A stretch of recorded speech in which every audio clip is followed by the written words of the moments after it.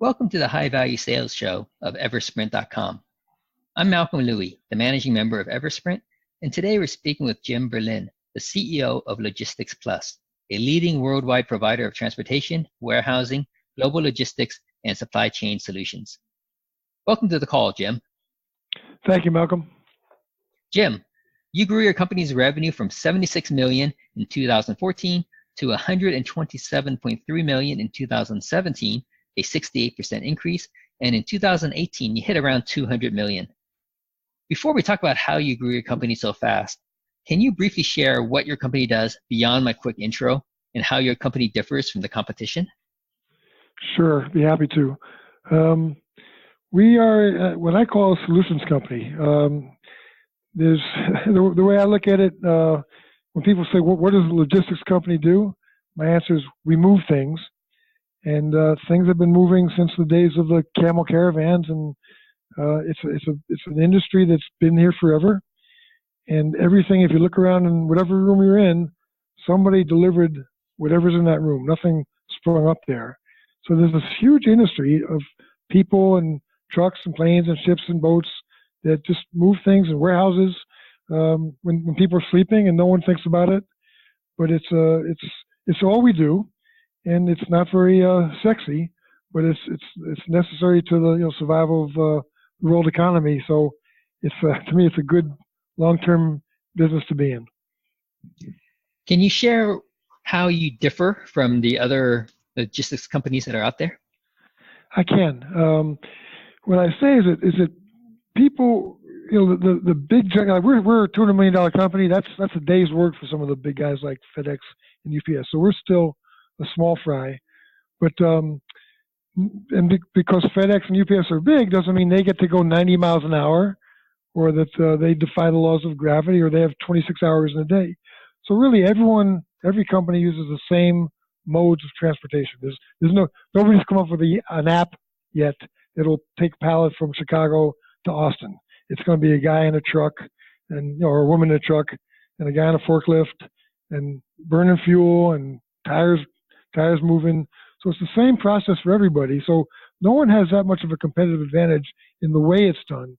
It's the how it's done that we think we excel. And that's because we care. We find people, when I hire people, I tell them, look, this is a crazy business. Things never stop. There's different time zones. It's global. Freight moves at nights, on weekends. And if you don't want to be called at your kid's soccer game on a Saturday morning to deal with a problem, I get it, but it's probably not the right industry for you, and it's definitely not the right company for you, because we feel we have to respond and find a way to solve whatever problems arise, and problems do happen. If you're moving 1,000 shipments a day and you're 99% good, that's still 10 shipments that are screwed up that someone's going to be concerned about, and you got to address and fix. And so it sounds like a trite of catchy formula, but really it's just the people we hire. They try real hard. They find ways to yes. If the phone rings at 5 o'clock, they don't scoot out and answer it tomorrow. They pick it up, and that makes a big difference. And it's been a key to our success because we don't lose customers very often. Once someone finds us, and we've grown 90% organically. Once someone finds us, they know they've got someone they can rely on, and they're not alone in the world. When something goes wrong, we don't point fingers. We say, okay, let's figure this out and solve the problem. So you're winning the business on customer service. How's your pricing? Is it about the same as everyone else, or are you more expensive or less? It varies. Sometimes we're a little cheaper, sometimes we're more expensive. But we try not to sell price. If someone's only buying like someone comes to work for you, if they come to work for you only for the dollar amount, for the salary, then that as soon as someone offers them more, they're gone. So you need to have more of a connection and a sell than just price. So we definitely don't want to be the cheapest. We are always competitive, because it doesn't matter how good you are. If you're too expensive, you're out of the game. So it's finding that right balance point where people feel it may be a few bucks more, but these guys are worth it because I know they will have my product show up on time. Right. So it really is that. It's really the customer service. Yeah, definitely. And I imagine, when a manufacturer is counting on your deliveries arriving on time, right? Not arriving on time is very costly, right? Any Right. cost savings going with the cheapest logistics provider got wiped out with that Right. one delay. So Right. Years ago, FedEx had a commercial I liked. It was, I don't know if you remember, the golden package, and the point of the commercial was, to somebody every package is a golden package. And I tell people when we hire them here, you have to feel that way. I mean, to me, it's just, to be honest, like I'll take a call and I got a pallet going from here to there. I really don't give much thought to what that pallet does or how hard it was to make the product and what it's going to do when it gets to the machine it goes on. Some of our guys do, which I admire. I just see it as I got to move this pallet from here to there. But it matters to somebody. Like you said, it's either an Amazon Father's Day gift, or it's a something that's going to keep a factory running, or a car moving. I mean, it matters to somebody. Somebody's took the time to package it and pay money to ship it, so it means something. And you have to, even if you don't feel that way, you have to act like you feel that way, because it means something to somebody. Oh yeah, definitely. I remember from Amazon, I ordered like a bunch of different items, and they all came separately. But there's one core item that literally was the hub that glued everything together, and that one item didn't make it, and all the others were useless without it. Yeah, so. Right.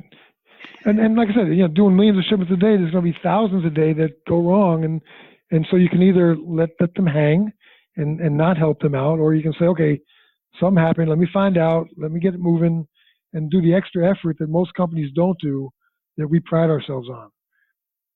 Yep, totally agree with you. That's the way to win business and keep it. Can you share what the biggest drivers were of your sales growth from 76 million in 2014 to 200 million 4 years later? Man, it was 120,000 the first year. That's even bigger. How long ago was that? 1996.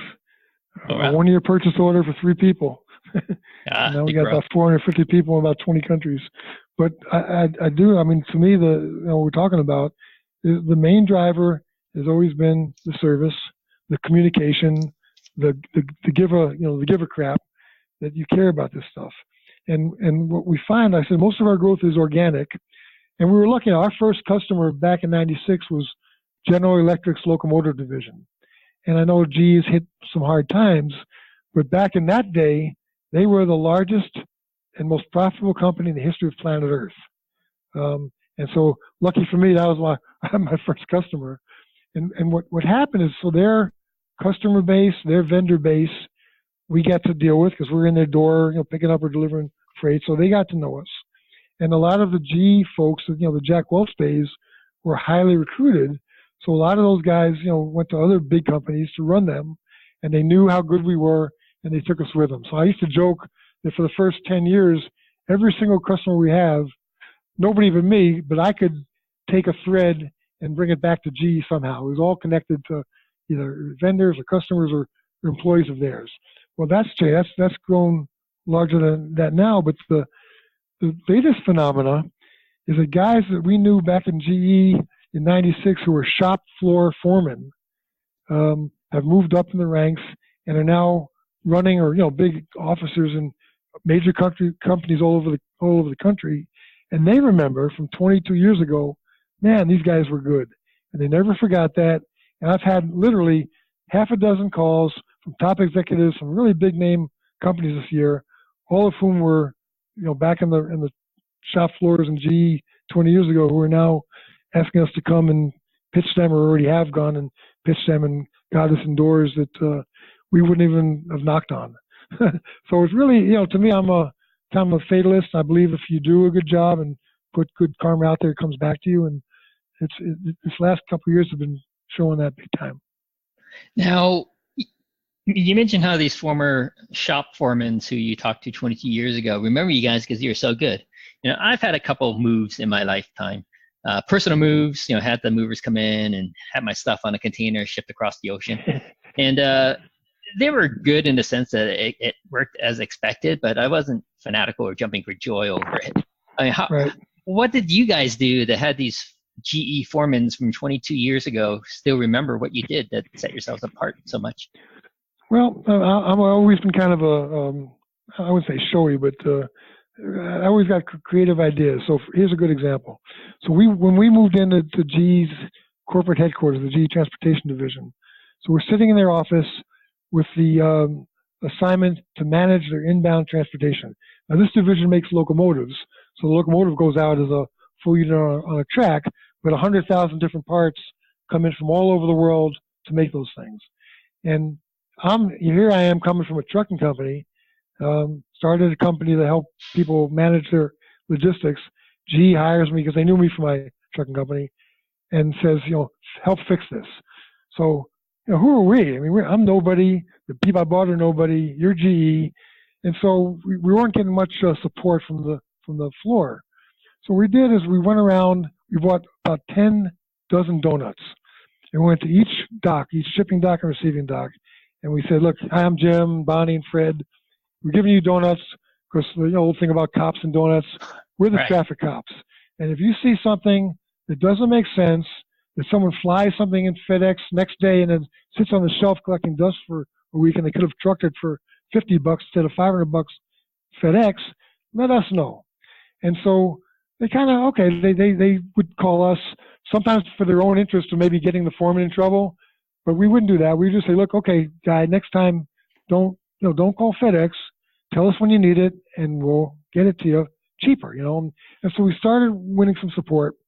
Well, the engine plant for the GE transportation plant, which is near Pennsylvania, the engine plant is 60 miles away in Grove City, Pennsylvania. And they make the big diesel engines that weigh 40,000 pounds. So big, giant 16-cylinder engines. And the plant there, and I would notice every Friday, they would get 3 or 4 or 5 special trucks, like express trucks, each one bringing a pallet out of Cleveland from a different vendor.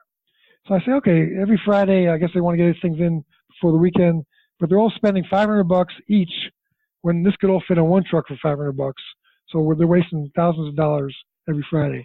So I put out a notice saying, look, I see what's going on here. Every Friday you get 5 special trucks. We're going to hire a guy to sit in Cleveland. You call us. We'll send him to make your pickups, and he'll bring all of them in one truck at the end of the day. So, kind of a bold move.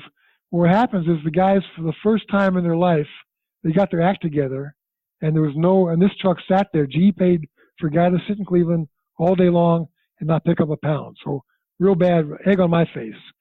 But I'm kind of bold, so I go into work Monday. I say, okay, you got me. I'm going to do it again this Friday. And then the rubber band went back to form, and they called us, and we saved them a lot of money from then on out. So things like that made it, because it was kind of a little bit of show and a little bit of bravado, but it stuck with people, And years later, when 2001 happened, when 9/11 happened, air traffic was stopped. If you remember, no one knew what was coming next. So all the planes were down, and GE had to make its quarter end for third quarter, and we kind of really, like the most heroic time of our existence, we pulled together 22,000 pounds of freight from all over Europe, got a plane, worked with some of the airlines, got customs to agree to let the Pittsburgh airport open up. FedEx lent us their facility, and we bought the first commercial plane into the U.S. after 9/11 with a message like, you're not going to beat us. These locomotives are going to get made. Our country's going to keep rolling. You're not going to stop us. And things like that reverberated. I mean, it was just we felt like we needed to do it because we believed in it. But people remember that to this day. And just doing things like that, and taking head-on problems head-on, not pointing the finger and blaming the trucker. Our thing was always, if you ask us to do it, we can't blame the trucker because we chose the trucker. So that's on us, and I think just people like that, and they remember that. Yeah, definitely. Definitely beyond your normal logistics type service, right? So looking for problems and finding solutions to it. Fantastic. Yes. All right. So biggest driver, the quality of your service. That involves also communicating with your client, communicating with your staff, making sure everyone knows where everything is. Can you share 2 other drivers of your sales growth? No, I think, communication and relationships. That's the other thing. People, and I'm a truck driver. I mean, I'm not college educated. Never been in business school. I mean, I'm doing this all as a 20-year in the trucking business. But what I found is it's really all about people and relationships. And if you treat people well, and if you are straight up and honest with them, and if you deal with problems directly and not, duck them, and you encourage people to grow and be more than they can be, you end up with a loyal staff and a loyal customer base.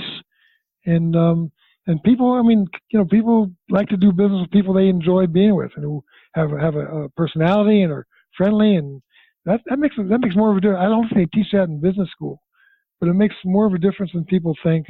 And the fact that we have a very when you come into our headquarters in Erie, and it's an old 100-year-old train station, it's cool as hell, but everyone that comes here senses the vibe and the energy and the passion, and that's something you don't find especially in our industry, but I think most industries you don't find that, and it's exceptional, and it's kind of contagious. So we hired 40 people this summer, and you get the millennials get the knock that they're lazy and pampered and don't want to work, but these kids work their butts off. They see the older guys working hard, so they dive right in, and it's been great. It's been seamless, and it's just a fun, very loose, kind of a work hard, play hard environment. And that, I think, has been the other key to our success is very little turnover, enthusiastic people. The concept that the salesman brings in the first job, but the operators bring in all the rest. That's big time here. So, everyone here is kind of helping grow the business, because when it grows, there's new opportunity for them to grow. And that's my simple business formula: is that growth if someone wants to move freight all day long and for their life, that's great. These people don't want to do that. But if people want to grow and try something new, every time we get a new customer or new service we offer, I say, who wants to try this? And someone says, oh, I'll try that. And you give them a chance, and you mentor them a little bit, and a lot of times they shine. I mean, they take off with it. So I think that company culture has been another big reason for our success. Okay, so just to recap, the three biggest drivers is one, the service that you provide is above and beyond the rest of the industry. The second one is the relationships that you have with not only your clients, but also with your staff. And interrelated to that one, the third driver would be the company culture to everyone helps to grow their business. Does that sound about right? Yes, and the last thing I'd say is technology. And I always, the trucking company I worked for, was an old 1927 formed company, and the father and son who started it used to say, deliver the freight on time, in good shape, at a fair price. That was his slogan. And I always said, no matter how fancy the world got, that's still what this is, And so it's the attitude that brings delivers the freight. But on top of that, now what you have to do is you have to show what you're doing. You have to give them reports. And the funny thing is, when you're doing logistics, a lot of times you know more about the customer's business than they do. You know what's coming in from where and when, what's going out, and how long it takes. And so you're able to feed them, you give them like a bird's eye view of their business that they find appealing and interesting. And so that's become a big part of the business that we have a whole business intelligence department now. So now you have to deliver the freight, but you also have to kind of give reports and data analysis, which is a value add that they very much appreciate, and it helps make you stickier. I mean, they come to rely on your knowledge of their business. That helps a lot. So we actually this year, several new customers came to us mostly for our IT department and the kind of reporting that we can do for them, the kind of analysis we can do. So that's new. That's new in the last 5 or 6 years. Okay. Now, is the technology that you have and the reporting you're able to do, is that something that your competitors are not able to do? Well, so there's others out there that do similar, if not the same. We think ours is a little better, but that's debatable, of course. But what I do find is that here's to me the lay of the land in simple terms in our industry is you have the real big guys that have all the technology in the world, although even the best ones aren't perfect. I mean, everyone will tell you that that's tried them. So they're big and they got great technology and they got a lot of volume and a lot of heft, but they're not very responsive. They're slow to move, like moving an aircraft carrier. They're not quick, not nimble. You don't mean that much to them because they got billions of dollars of other business. So it becomes kind of a routine that gets kind of sluggish. That's my take. You have a lot of small companies who are eager and energetic, but they don't have the heft, the buying power or the IT. So I really do think we're in the Goldilocks zone. I think we are, small enough to care, but big enough to be able to handle just about anything. If you look at our website, you can see we handle giant customers and giant freight all around the world. So it's a good niche we're in. I think we're just the right size for a lot of customers. So why doesn't the big players here, the UPSs, the FedExes of the world, why aren't they just dominating? I would have imagined that they would have some economies of scale benefits just from the sheer bulk of their size. Yeah, I mean, you'd think that, and they do. They well, I mean, and we, here's the funny thing. I mean, we might compete against FedEx in some areas, but we use them a lot, and there's times we work on a project with them. I mean, it's a big world, and when someone says, "Who's your competition?" I say, "We're our own competition. We just got to get better every day." And there's times we work for DHL. There's times DHL hires us to do projects for them. It's a funny world that way. But the big guys, I think, they do have the leverage, they do have the technology, but they get kind of stodgy. I mean, I don't think they intend to, and maybe it's just a natural part of getting so big and so bureaucratic that it's hard to make decisions quick. We can, if something comes to our phone or our desk or our computer, we can say yeah in 5 minutes, and beyond it in 10 minutes. I mean, there's no bureaucracy to slow down the speed of that we move. Whereas with some of the big guys, it's a long presentation, and it's I guess I'll give you an example. When we were at GE, I brought the idea to them about what they call supplier warehouses near the factory, and so the CEO loved the idea. He invited 5 big warehouse companies to come in and pitch it. And I said, well, it was my idea. I can't. This we were like 5 people. I said, my idea. Can't we pitch it too? He said, what do you know about warehousing? He said, but all right. So these 5 big companies came in to pitch General Electric, and they have half a dozen guys in suits, and they have 15, 20-page PowerPoints, and all basically say the same thing. And then it was my turn, and I'm there in my jeans and sneakers at GE headquarters, and the first question is, how many years of warehousing? The answer is 0. How many square feet? 0. How many cranes? 0. How many forklifts? 0. And everyone's starting to, Twitter, laugh and giggle at me, and look around, and the president of the company was out of body experience, man. He had left the building. He's so embarrassed. And I started laughing. I said, I know it's funny. I know it's funny. I said, but we know you better than anybody, but better than you know yourself. And that's the hard part. The warehouse isn't that difficult a thing. It's take a product in, put it on the shelf, record it, and take it out, take good care of it, and then send it out and record it. I said, anybody can do that. It's knowing how you guys work. And we won, believe it or not, we won that contract, and 22 years later, we're still doing warehousing for GE.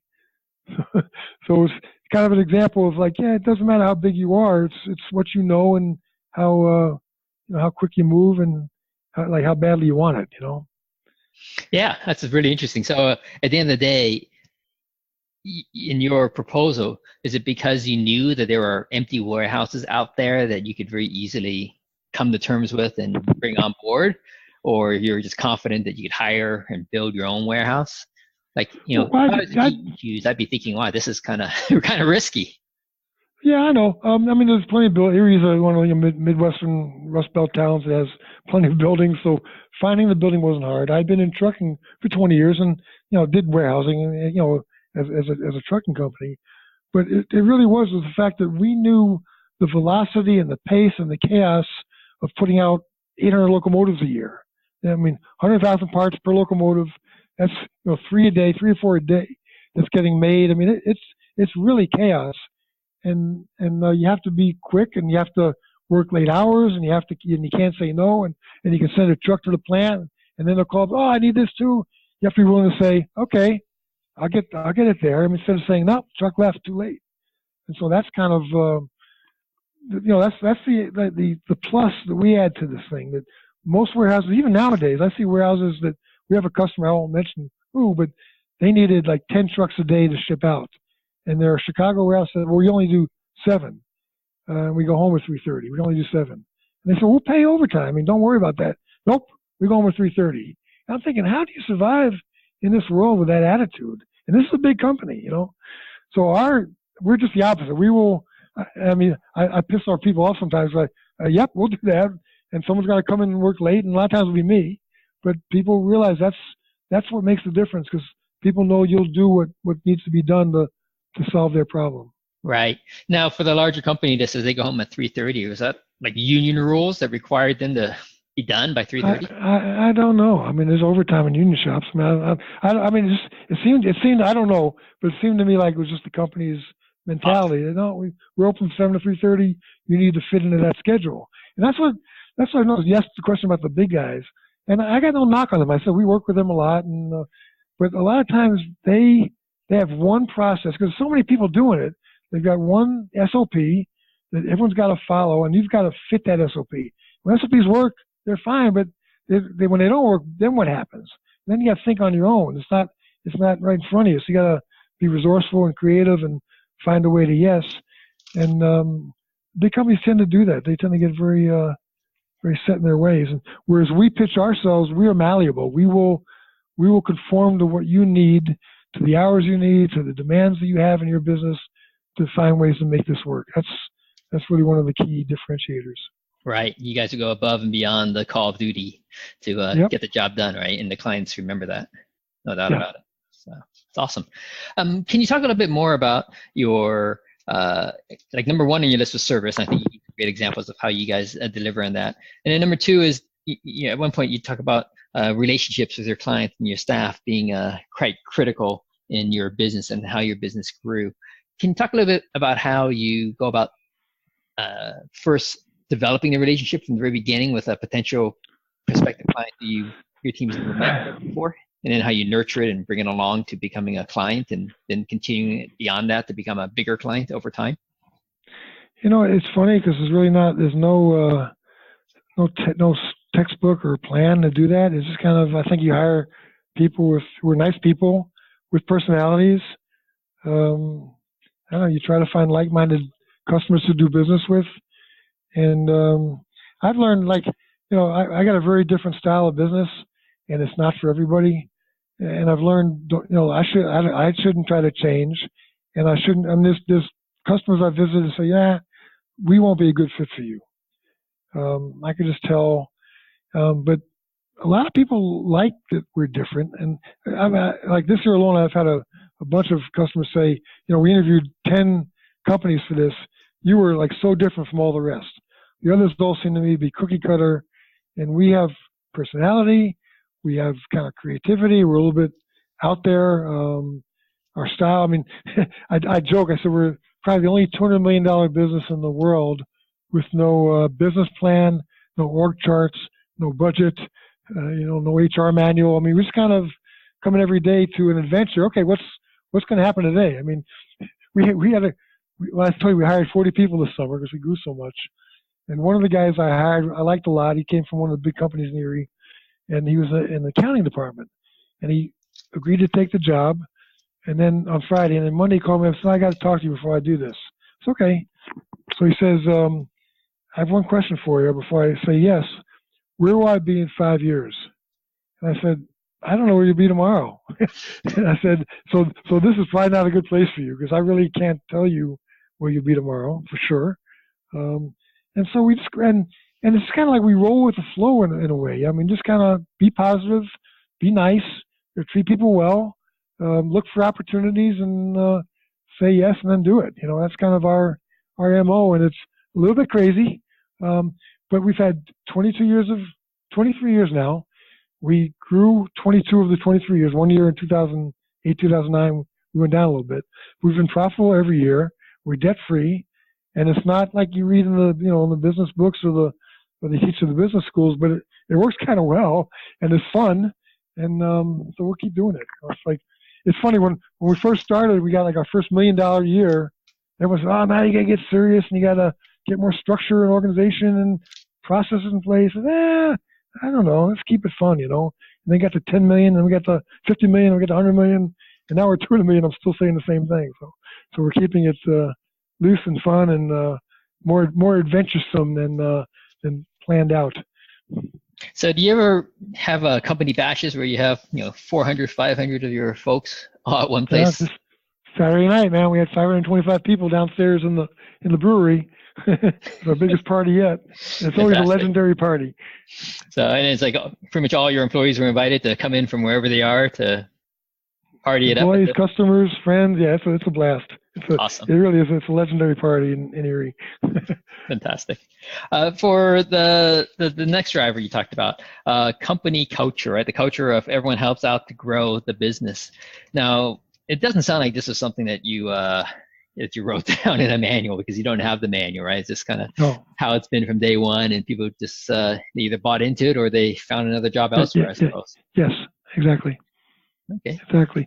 We have, there's a young woman who probably 40 years old who I've been loving lately. So she came to us from McDonald's. She runs our domestic trucking business, and it's probably a $50 million a year business. She has a room that everyone is engaged, energetic. And she came to us without any experience in the trucking business. Although I always, when I do the interviews, I tell people, I say, you know what? Like, if you're a waiter or a waitress, I said, think about this. You come out and you're the waiter, and I order a steak rare, and you bring it out well done. You can't say, "Hey, go back in the kitchen and talk to Joe. He screwed it up." You gotta satisfy me. You gotta make sure Joe doesn't screw it up again next time. You gotta kind of mediate that. And really, that's a lot of times in the role of a broker, which is one of the things we do. That's what you're doing. You're trying to keep both sides happy. And so, to me, it's funny that McDonald's and being a waiter and waitress is a good training ground for the kind of middleman job this sometimes is. And yeah, well, at McDonald's, it's customer service is a high priority. Yeah, you got to deal with people. That's what it all comes down to in the end. It's one thing I tell people is when something goes wrong, one of the toughest things you have to do is pick up that phone and call your customer and say, "I'm sorry, but that piece I promised you that was going to be there tomorrow is not going to be there." Right. So that's a hard call to make. And we have to do is say, "I apologize. Here's what I thought would happen. Here's what we did. It didn't work out because such and such, but here's what I'm doing to fix it." And they may hate you and they may never use you again. But one, you don't want them to find out by being surprised. Yeah. Find out from their customer. And two, at least they know you're owning up to it, and you're going to take responsibility, and you're sorry, and you're going to try to do the best you can. So 99 times out of 100, they will come back to you. So once in a while, they'll say, "I'm out of here." But that's the kind of mentality. That's part of the tough part of the job. But we tell people that beforehand. I try to scare our candidates off. I tell them, "Look, this is all the crazy late hours and all the weekend stuff, and you got to carry your phone with you, and crazy stuff happens out on the roads, and you got to be responsible for something you're not really doing. You're not driving the truck, but you're responsible for that driver." And I tell them, if you don't want to deal with that, I get it, man. Don't do this. But the ones that say, "Okay, I can handle that," a lot of them come in and logistics either gets in your blood or you run, screaming away from it. And really soon you find that out. And a lot of times I tell people who are applying for jobs, I say, "Come in, spend a day. It's worth investing a day of your life to sit here, because you'll see whether it's for you and we'll see whether you're for us." And that saves a lot, because then some people say, "Nah, I couldn't do this." Well, that's good. I'm glad give them a big hug and say, "Hey, thanks for coming. I'm glad you know that now, because it's a lot easier now than it is 6 months from now." Yep. Yeah, I always thought from the logistics perspective, that's a job I would really enjoy, because when it works great, right? I, for one, is satisfied when the plan that you laid out works to a T. I haven't yet experienced the case of a plan going totally wrong. So outside, happens every day, man. Yeah, for sure. But I tell people when they come here, I said, I promise you one thing. I said, "You will never be bored." I said, "I can't promise you won't go crazy, but you'll never be bored." Yeah. For your fourth driver, you talk about technology. Now, the technology that you have that allows you to provide reports to your clients and customers, is that all developed in-house, or were you able to just find off-the-shelf software that you customize for your needs to get this done? Actually, it's actually a combination. We've developed a lot of it in-house. We do have a global platform that's off the shelf, one of the better ones, bigger ones in the world. But even with that, though, I said, the best software in the world has its faults and foibles. That's just the nature of the beast. Nothing does. I mean, when you think of logistics, there's a million pieces to it, and nothing does all of them well. So what we've had to do is, even with our main platform, we've got developers who personalize it, or make adjustments to it so it fits the customer's need better. And so we use a global platform, but then we kind of personalize it for each customer. Right. So a combination of both. Now, is the tracking technology you have down to the container at this point? Oh yeah. I mean, you can see the ship if you want, which is kind of a foolish thing to want to do because they move very slowly. But some people love that. Oh yeah, it's my container. They're excited about it. Yeah, so we have it on our phone app. Our phone app will show you where your container is. Now, is it because your container is on that chip because someone logged it in as being on the ship, or is there like a RFID tag that's constantly scanned? Yeah, we looked at RFID years ago and found it to be too expensive for what it does. So in certain cases we use it, but generally just that every shipment has to get logged with customs and all that. So there's a accessible. It pulls into all the different customs offices and shipping lines. It just pulls all the information. So here's your shipment, and you can see when it's handed over to customs, when it's cleared, when it's loaded on the ship, unloaded on the ship, into the warehouse. You can just follow that through accessible, software that's out there. So our server pulls all that information from the web. Right. Okay, got it. And now for 2019, can you talk a little bit about what your targets are, plans and targets? No targets, man. Just keep growing. What will be. Just give it your best, and luck turns your way. Then you grow a lot, and that's my thing. You give it your all. You do your best. Treat people right. I used to coach soccer, and those times my team lost, and after I say, "Hey, you did nothing wrong, man. You guys played great. They're a better team, better coached," and so same philosophy here. I mean, if everyone gives their all, then what will be will be. No one's punished if something doesn't work out. You tried. You gave it your best. You learned from it. So we really don't. I'm not kidding. It sounds like a joke that we have no budgets or business plan, but we don't. We just kind of let's do the best we can and see what happens. Kind of crazy, I know. How do you handle your capital expenditures? Like when you can't just build a warehouse on a whim, right? We're a debt-free company, so I mean we're able to fund anything we need to fund, and we try to stay asset light. I mean, we lease buildings more than own buildings. We own some, but we lease buildings more than own them. We lease trucks more than own them. But yeah, I mean, just we got money in the bank and growing, and if we need to spend something, we sit down for 2 minutes, 5 minutes, and say, "Think it's worth it? Can we do this? All right, let's try it."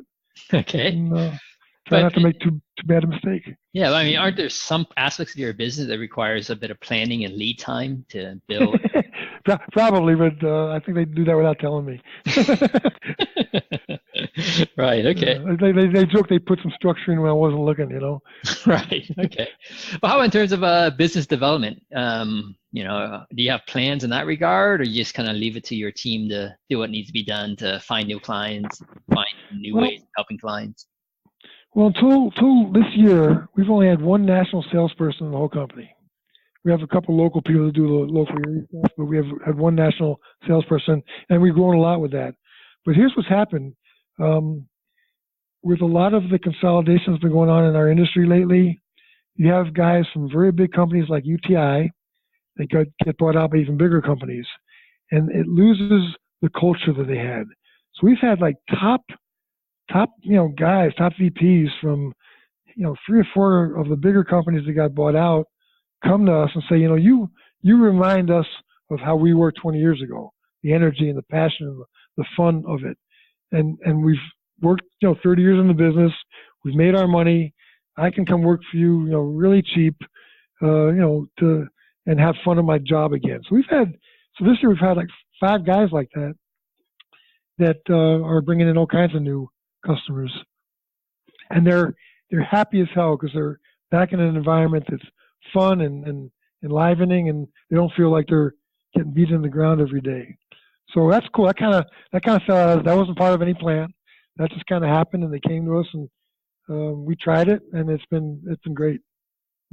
Yeah, awesome. And then if people can bring in clients for you, what do you do on the marketing front? Are you advertising at all? Or are you how are you getting your name out there so people know about you? That's one thing. We have a guy we started like 4 or 5 years ago who's really good at marketing. He does all the social media, and he does a real good job of that actually. And if you look on our website, there's pictures of everybody here. There's interviews with everybody here. I hate when they make it the cult of the personality with me. I mean, like, these guys are the guys that do the work. So we highlight them. We tell human nature stories. He's good at doing that. So that's actually, I mean, I probably left that out when he asked what's been driving the growth, because Scott's contributions have been real good at that. He's found ways to get our name out there in a big way. So that's been another factor. Right. Now, has your website generated business for you though? I mean, have people said, I saw your website? Absolutely. Yes. Okay. Yep. Like, how did people find your website? What were they searching for? Like, I don't know. I think you put those keywords in and stuff like that. We don't pay for it, but you plant keywords, I guess, in search engines and helps find you. But we've got like one of my slogans is we punch way above our weight. I mean, we're a small company that has a marquee of customers like Google and Amazon and GE and WeWork and a lot of big name companies that are using a much smaller company for years to do their work for them. So we're pretty well known out there. And then winning these awards, that helps. We were Ernst & Young's Entrepreneur of the Year in Pennsylvania about 15 years ago. So that name got out, and but we never did any marketing until Scott came on like 4 years ago. We just kind of word of mouth, and now he's added another dimension to that. Right. Okay. Fantastic. What would you say are your biggest challenges right now? Biggest challenges? I don't know. Just keeping the train rolling, I guess. I don't know, it's the energy's great. I mean, like I said, the party was 525 people, and all the people from around the world that came in all sent me notes afterwards, saying, "Man, this is great to see." Because I think a lot of times people who aren't in the corporate headquarters think corporate's a bunch of stodgy old suits that sit around doing nothing, and they come here and they see we're hustling and working and having fun. I mean, I think it changes the impression some of the new people had. Yep. So just keep the culture going. I mean, that's I think we're on a great roll, and just kind of keep it up. Right. On the marketing and sales front, are there any particular challenges there that you might be thinking about for 5 minutes or so? I would think so. I mean, they seem. We got Scott, a young kid that's graduated college here, and he's helping do more outreach. Actually, to be honest, I mean, this is going to sound haughty, but the biggest problem we have is handling all the inquiries we're getting for help. It's unbelievable. Like the IT department is scrambling to make presentations and to give reports to new customers and show them what we can do. It's like an abundance of riches. Knock on wood. I don't want to jinx this, but keeping up with that has been tough. That's the biggest strain. Is just so much coming at us. How do we juggle 20 balls at once? You're talking about without losing the service. About people reaching out to your company, asking if you could help them, potential clients, potential customers. Yes, absolutely. Okay. Big name clients you wouldn't believe that call us and say, "We heard about you," or I remember you from GE. Come see me. Right. So when you say we're blessed, man. I mean, this has been a good ride. Yeah. So when you say that you're scrambling to field the inquiries, like someone reaches out to you and say, "Oh, I'd like to learn more about how you can help us." Like, what's involved in that process that's time consuming and sounds like it's becoming a bit of a bottleneck for you guys? Well, just making a personalized presentation. That Scott has a 40-page PowerPoint well, you kill people, you put people to sleep with that. So, which ones should we use for this customer, and what specific things do they need help with, and who's best to present that. So the people that are really good at presenting this stuff are just stretched thin. So we have like our one vice president hasn't been in this office in like 2 months because she's all over. She's in Boston, she's in Jacksonville, she's in Denver, she's in Mexico, she's in London, kind of running around showing people what we can do and winning new customers. Right. So it's a great problem to have, but it's a little bit hectic. Right. So so doing it over a Zoom conference call with screen sharing and video, that just doesn't work. It does. This is the first time I've ever done, actually. So I mean, I'm sure they're doing it more than I am, and it is a good thing. But I do like a meeting to be face to face, though. I like to look someone in the eye and have them look in my eyes and see the sincerity, and that helps to me. So I mean, it's certainly a good plan B, and we probably do more and more of those, I'm sure. And we do them now. We do our IT presentations by internet. But I still like to go. We still like to go see people, and I think nothing takes the place of that. Yeah, and in today's world, I think it's becoming increasingly rare that people do that. So when you do right. it stands out as well. Yep. Three last questions for you. Say you're on a. Normally I talk about cars and freeways, but in your particular case, let's talk about trains. Say you're on a train and it's cruising around at 60 miles per hour, and there's a billboard along the train, and typically you have only 6 seconds to see a billboard traveling at that speed. What is the billboard message for Logistics Plus? Leave the driving to us. Okay, that's a good one. And 2 final questions for you. Who are your ideal customers, and what's the best way for them to reach you? No ideal customer. We do Google phones and we do locomotives. I mean, it's a big gap between those. So no one's too big, no one's too small, and the best way to reach us is through our website, logisticsplus.net. Okay, fantastic. Thanks so much for sharing how you grew your business so fast, Jim. I really appreciate it. My pleasure, Malcolm. Thank you. We've been speaking with Jim Berlin, the CEO of Logistics Plus, about his company's rapid growth. For interviews with other fast-growing, high-value sales companies, or to learn how we can accelerate your firm's high-value sales through automation, visit eversprint.com.